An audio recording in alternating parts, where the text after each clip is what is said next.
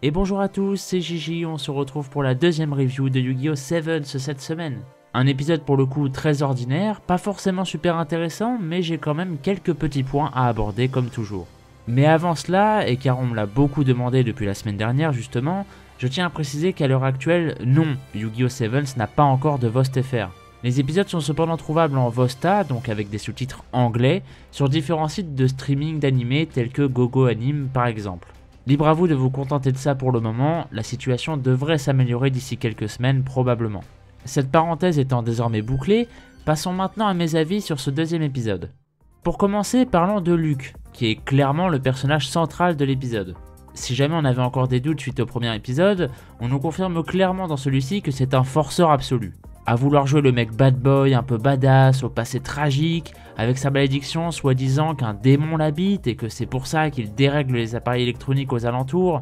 Bref, évidemment c'est du forcing, mais je vais être franc avec vous, c'est ce genre de forcing que personnellement j'adore.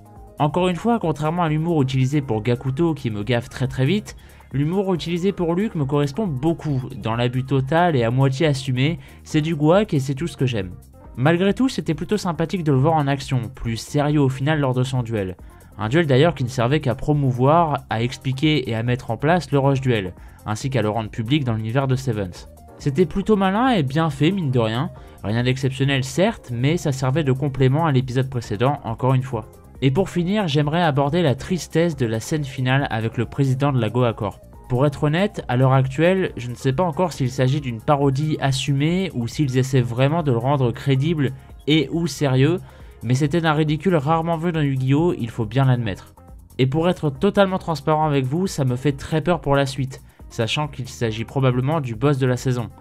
Et si ce n'est pas une parodie assumée, alors on va sans doute devoir se taper ce qui semble bien être le pire antagoniste de l'histoire du Yu-Gi-Oh! En tout cas en termes de crédibilité.